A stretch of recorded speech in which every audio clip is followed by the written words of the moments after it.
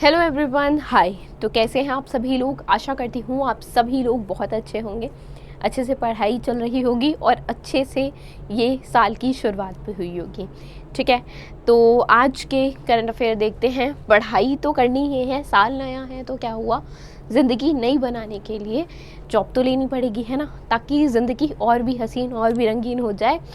बात की तो बाद में देखी जाएगी, बट फ़िलहाल अभी जॉब पाना एक हमारा जो फोकस है मेन, वो जॉब पाने पे है। जब जॉब मिल जाएगी उसकी जो स्ट्रगल होगी वो बात की बात है। ठीक है, तो चलो आज के करंट अफेयर से शुरुआत करते हैं और पहला क्वेश्चन देखते हैं। पहला है कि which financial institution has recently approved a 300 million US dollar loan to Tamil Nadu to boost urban water and sewage system।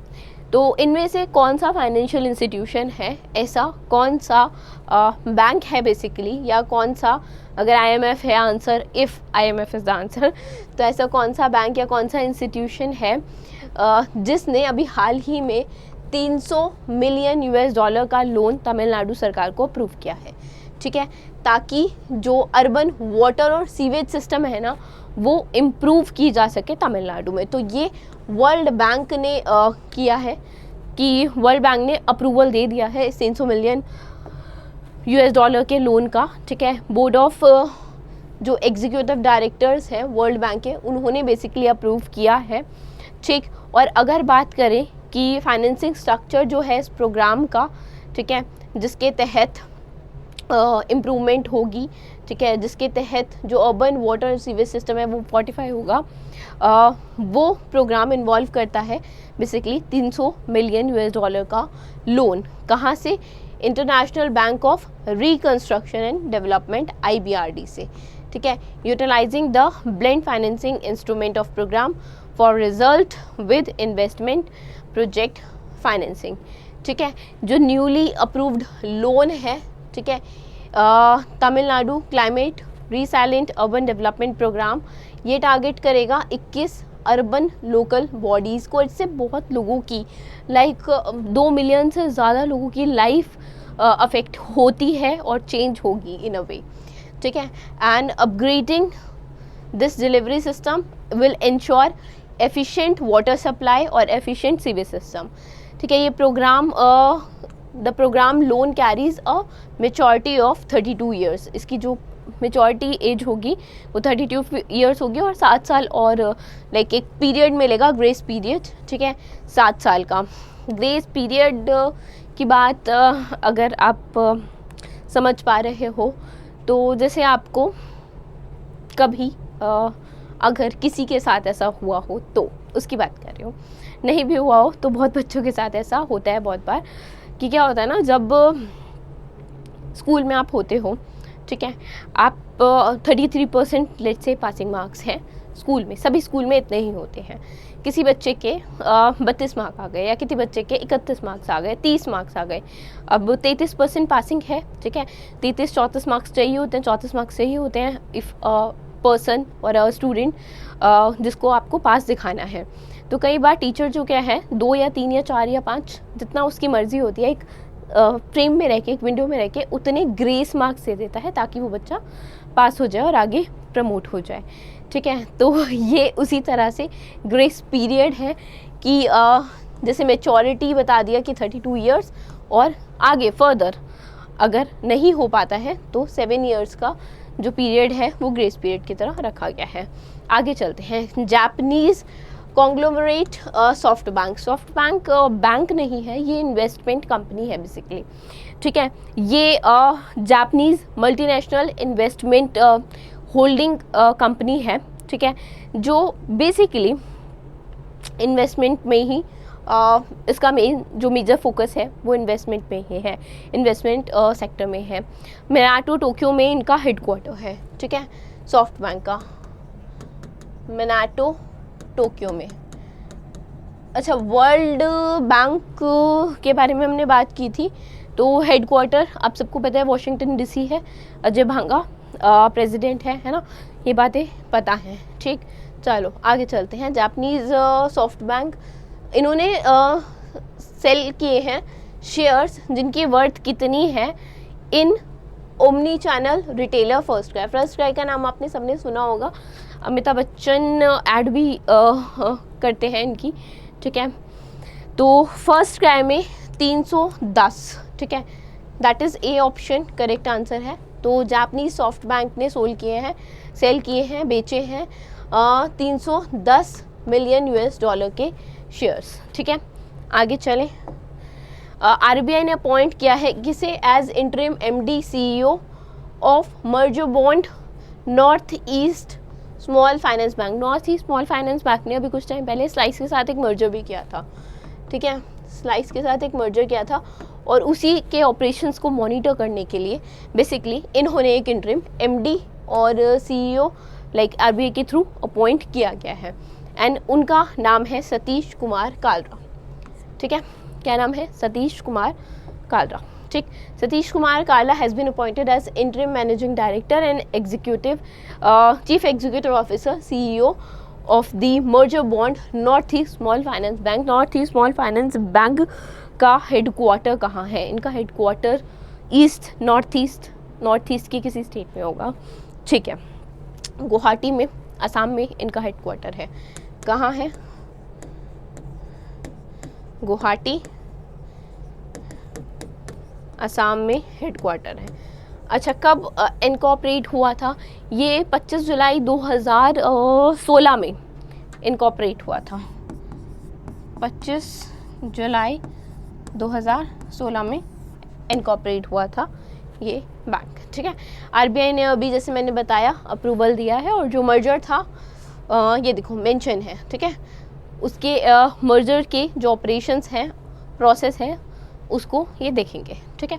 आगे चलते हैं, नेक्स्ट पे चलते हैं। आइडेंटिफाई करना है इंश्योरेंस कंपनी जिसने अभी हाल ही में इंट्रोड्यूस किया है एक इंश्योरेंस प्रोडक्ट। अब इस इंश्योरेंस प्रोडक्ट का नाम क्या है? Tulip, term with unit linked insurance plan, termed with unit link insurance plan. तो ये इनमें से किसने? ये कोटक महिंद्रा लाइफ इंश्योरेंस, ठीक है। कोटक महिंद्रा लाइफ इंश्योरेंस जो है, ठीक है, इन्होंने ट्यूलिप के नाम से एक अभी इंट्रोड्यूस किया है इंश्योरेंस प्रोडक्ट, ठीक। Term with unit linked insurance plan. इसमें क्या है? इसमें बेसिकली आप जितना प्रीमियम पे करोगे ना उसका 100 गुना आपको मिलेगा, ठीक है। इनका हेडक्वार्टर की बात करूं अगर कोटक महिंद्रा की, तो मुंबई महाराष्ट्र में इनका हेडक्वार्टर है, ठीक है। कहाँ पे है? मुंबई महाराष्ट्र में इनका हेडक्वार्टर है। महेश बाला सुब्रमण्यन इनके MD हैं, ठीक है। कौन है MD? महेश बाला सुब्रमण्यन, ठीक है। देखिए इसके बारे में। चलो, कोटक महिंद्रा लाइफ इंश्योरेंस ने इंट्रोड्यूस किया new life insurance product tulip term with unit linked insurance. जैसे मैंने बताया कि इसका जो कवरेज है वो अप टू 100 टाइम्स है उसके एनुअल प्रीमियम के, ठीक है। Allowing customer to potentially earn return similar to a unit linked insurance plan, ठीक। आगे चले। नबार्ड और किस फाइनेंशियल इंस्टीट्यूशन ने, इनमें से कौन सा ऐसा फाइनेंशियल इंस्टीट्यूशन है और नबार्ड, इन दोनों ने बेसिकली लॉन्च किया है एक initiative to facilitate climate action in India. India के agriculture, natural resources, rural development sector में with tech support from Bill and महिंद्रा गेट्स फाउंडेशन। बिल एंड महिंद्रा Gates Foundation technical support provide करेगा। NABARD और Asian Development Bank, ठीक है। Philippines Manila में headquarter, Masatsugu Asakawa जो है इसके प्रेसिडेंट हैं। नबार्ड की बात करोगे तो नबार्ड का जो हेडक्वार्टर है वो मुंबई में है ना। और शाजी केवी इनके चेयरमैन हैं, शाजी केवी चेयरमैन है। इसके मैंने आपको बता ही दिया, दोबारा बोल देती हूँ। मसासुगु आसाकावा प्रेसिडेंट, मनीला फिलीपींस में इनका हेडक्वार्टर है, ठीक है। अब इसके बारे में बात करते हैं। National Bank for Agriculture and Rural Development, NABARD और Asian Development Bank that is ADB ने जॉइंटली लॉन्च किया है एक initiative to facilitate climate action कहाँ पे? इंडिया में, इंडिया के एग्रीकल्चर, नेचुरल रिसोर्स और रूरल डेवलपमेंट सेक्टर में। इस इनिशिएटिव के तहत जो टेक्निकल सपोर्ट यूनिट है TSU है, वो बिल एंड महेंद्रा गेट्स फाउंडेशन द्वारा पार्टनर किया जाएगा, ठीक है, ताकि नाबार्ड जो है वो एड्रेस करे challenges posed bye climate change, particularly in the areas जिसकी बात की है एग्रीकल्चर, रूरल लाइवलीहुड सेक्टर, ठीक है, भारत में। ठीक, आगे चलते हैं हम। Japan international cooperation agency, Japan international cooperation agency ने अप्रूव किया है लोन, कितने रुपए का, कितने करोड़ रुपए का लोन जी का, जापान इंटरनेशनल कोऑपरेशन एजेंसी, इनका हेडक्वार्टर टोक्यो में ही है, ठीक है, जापान में टोक्यो में इनका हेडक्वार्टर है, टोक्यो, ठीक। अच्छा, कितने करोड़ का लोन जो है वो अप्रूव किया गया है, ताकि जो SDG गोल्स हैं, सस्टेनेबल डेवलपमेंट गोल्स हैं, इनिशिएटिव जो इंडिया में लिए जाने हैं या लिए जा रहे हैं, उसमें हेल्प कर सके। तो अगर लोन अमाउंट की बात करोगे तो 932 करोड़ का लोन जो है वो बेसिकली अप्रूव किया गया है, ठीक है, 932 करोड़ का लोन। अगर इनके प्रेसिडेंट की बात करें जिका के, तो प्रेसिडेंट है तनाका, ठीक है, तनाका अकिहिको, तनाका, ये NA तनाका है ये, ठीक है, तनाका अकिहिको। और अगर फॉर्मेशन की बात करोगे तो जिका 2003 में इनकॉर्पोरेट हुई है, ठीक है। देखो, ये लोन बेसिकली जो अप्रूव किया गया है सस्टेनेबल डेवलपमेंट गोल्स के लिए, जो इनिशिएटिव्स इंडिया में लिए जाने हैं उसके लिए 932 करोड़ का, और ये लोन फंड करेगा प्रोजेक्ट जो इनिशिएटिव है नीति आयोग का, उस प्रोजेक्ट को जो नीति आयोग बेसिकली लीड कर रहा है, उस प्रोजेक्ट को ये लोन फंड करेगा। बेसिकली ये प्रोजेक्ट्स जो हैं वो इम्पैक्ट करेंगे 112 एस्पिरेशनल डिस्ट्रिक्ट्स को, 500 एस्पिरेशनल ब्लॉक्स को नेशनल वाइड। ये लोन प्रायोरिटाइज करेगा policy action in 5 crucial fields. अब ये 5 क्रूशल फील्ड्स कौन सी हैं? Health and nutrition, then education, then agriculture and water resources, then financial inclusion and skill development and basic infrastructure. ठीक, आगे चले। Name the lender that has signed $165 million line of credit. उस bank का नाम बताना है जिसने $165 मिलियन लाइन ऑफ क्रेडिट का basically line of credit sign किया है वर्ल्ड बैंक के साथ to support grid connected rooftop solar photovoltaic project in residential and institutional sector. तो ये बेसिकली SBI ने किया है। ठीक है, State Bank of India Mumbai में हेडक्वार्टर है। दिनेश कुमार खरे जो हैं वो चेयरमैन है। If you want I can write, बाकी ये चीज़ तो रोज़ ही आपको सुनने को मिलती है। ठीक है, तो इसके अलावा SBI ने साइन किया है 1800 करोड़ का line of credit with European investment bank, ताकि ये लोग सपोर्ट कर सकें climate action project in the country. And SBI ने ऑल्सो इसने एक और 630 करोड़ का लाइन ऑफ क्रेडिट साइन किया है जर्मनी डेवलपमेंट बैंक KfW के साथ to promote solar project in India. ठीक है, तो 3 LOCs हो गए, लाइन ऑफ क्रेडिट हो गए, 2 ये। ठीक है, एंड एक की हमने क्वेश्चन में बात की थी, that is to support grid connected rooftop solar photovoltaic projects in residential and institutional sectors. आगे चलते हैं। As per the news, National Investment and Infrastructure Fund, ठीक है, National Investment and Infrastructure Fund NIIF will invest up to 675 crore on Bhogapuram Greenfield International Airport. Bhogapuram Greenfield International is present in which state? ये international airport Andhra Pradesh में है।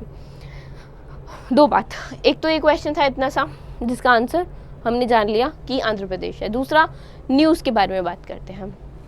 National Investment and infrastructure जो fund है उसने invest किया है 675 करोड़ रुपीज़। ठीक है, इस greenfield Bhogapuram greenfield international airport पे। ये फर्स्ट बार इसको, इससे पहले एक गोवा का एयरपोर्ट है उसको भी फंड किया जा चुका है and it has also developed. ठीक है, ये सेकेंड इन्वेस्टमेंट है बेसिकली। इससे पहले GMR Goa international airport limited, जो अभी मनोहर इंटरनेशनल एयरपोर्ट के नाम से ऑपरेट कर रहा है गोवा में, वो भी फंड किया जा चुका है, उसे भी फंड किया जा चुका है।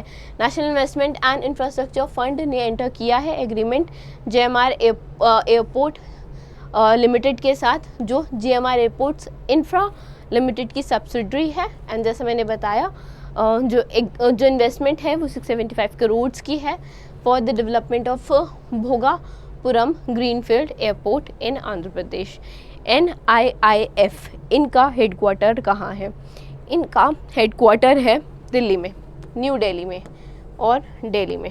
ठीक है, और राजीव धार जो हैं वो इनके MD और CEO हैं। ठीक है, राजीव धार। ठीक, I hope things are clear. आगे चलते हैं। Ministry of Rural Development MORD ने साइन किया है MOU memorandum of understanding with which retail entity to enhance the outreach of product of self help group of Deendayal Antyodaya Yojana National Rural Livelihood Mission. ठीक है, देखो self help group की help करने के लिए, ठीक है,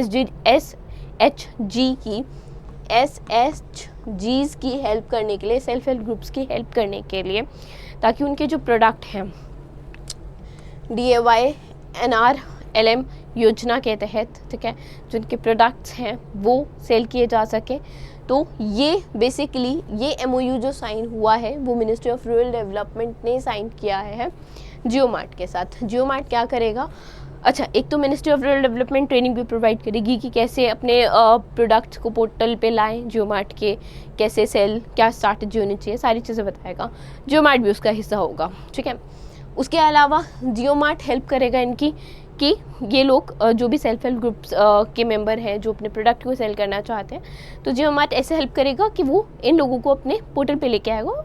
ये लोग अपने प्रोडक्ट इनलिस्ट कर सकते हैं और फिर वो वर्ल्ड वाइड जहाँ से जैसे भी लोग कहीं से भी भारत में कहीं भी किसी भी स्टेट से बैठ के उसको ऑर्डर कर सकते हैं एज पर देयर कन्वीनियंस। ठीक है, तो JioMart will set up and support them to navigate and operate their account on the marketplace. JioMart will jointly participate in the training और वर्कशॉप, जैसे मैंने बताया, जो दी जाएगी मिनिस्ट्री ऑफ रूरल डेवलपमेंट के द्वारा, ताकि ये लोग फेमिलाइज हो सके, एकदम समझ में आ जाए इन्हें। समझ में एज एन एक होता है ना, जब हम किसी को नहीं, किसी चीज़, कोई चीज़ हमारे लिए नहीं होती है, ठीक है, तो हम जिस चीज़ को नहीं जानते, अगर उसके लिए आपको कोई ट्रेनिंग सेशन दे दिया जाए या कुछ बता दिया, तो आप एक फेमिलियर हो जाते हो उस एनवायरनमेंट से, उन चीज़ों से, तो उसी के लिए ही ट्रेनिंग सेशन मिलेगा सेल्फ हेल्प ग्रुप्स को। आगे चलते हैं। Which among the following nation has left. अच्छा, इसमें से इन कंट्रीज़ में से किस कंट्री ने बेसिकली अभी ओपेक ग्रुप को छोड़ दिया है? ठीक है, ये छोड़ा है अंगोला ने। ठीक है, ओपेक ग्रुप को छोड़ दिया है। ठीक है, that is Organization of Petroleum Exporting Countries. और ओपेक एक परमानेंट इंटरगवर्नमेंटल ऑर्गेनाइजेशन है जो बगदाद कन्वेंशन 1960 में बगदाद कन्वेंशन में बना था 1960 में, Iran, Iraq, Kuwait, Saudi Arab और वेनेजुएला के के द्वारा। ठीक है, वियना ऑस्ट्रिया में हेडक्वार्टर है। प्रेजेंट मेंबर की बात करोगे तो Algeria, Congo, Guinea, Gabon, Iran, Iraq, Kuwait, Libya, Nigeria, Saudi Arabia, United Arab Emirates, Venezuela, ये सब हैं। ऑब्जेक्टिव क्या है? To coordinate and unify petroleum policy among member countries to secure fair and stable prices of petroleum producers and efficient economic and regular supply of petroleum to consuming nation and a fair return on capital to those investment in the industry. सीधी सी बात ये है, इतना सब कुछ पढ़ने का मतलब सिर्फ इतना सा है, ज़रा सा, वो ये कि जब भी कोई संगठन बनाया जाता है, ठीक है, अब जब पेट्रोल की बात कर ही रहे हैं, तो हर देश में पेट्रोल इतना लेवल पे, लाइक इतने व्यापक रूप पे या इतना ज़्यादा बैरल्स में नहीं मिलता, ठीक है। थोड़ी क्वांटिटी की अगर आप बात करोगे, ठीक है, तो ज़्यादा लीटर्स में जो मिलता है या जो निकाला जाता है वो कुछ कंट्रीज़ ही हैं, तो उनका एक ग्रुप है, ठीक है। वो कंट्रीज़, वो पर्टिकुलर कंट्रीज़ पेट्रोलियम ज़्यादा दाम पे ना बेचें, ठीक है, एक हेल्दी एनवायरनमेंट बना रहे, सबको सारी जो सुविधाएं हैं, ठीक है, ऐसा ना हो कि जो डेवलप्ड कंट्रीज़ हैं वो तो उसको परचेज़ कर पाएँ, ठीक है, जो डेवलपिंग कंट्रीज़ हैं उनके पास इतना पैसा ना हो कि वो पेट्रोलियम परचेज़ कर सकें। तो इन शॉर्ट ऑर्गेनाइजेशन इसीलिए बनते हैं ताकि एक डेकोरम मेंटेन रहे वर्ल्ड वाइड, ठीक है, कोई भी किसी तरह से कोई चीज़ गलत ना करे किसी भी वे में, ठीक है, मतलब पेट्रोल के प्राइसेस ना बढ़ाए या कुछ भी ऐसा ना करे। तो इसलिए ऑर्गेनाइजेशंस जो हैं पार्ट बनती हैं और ताकि एक हार्मनी बनी रहे बेसिकली, ठीक है। तो अभी जो अंगोला है वो निकल गई है और इससे पहले भी कुछ कंट्रीज़ जो हैं वो इसका इस ग्रुप से, ओपेक से बाहर हुई हैं, ठीक है। तो आज के लिए इतना ही। We will be meeting you tomorrow, so good luck for the future for 2024 and thank you.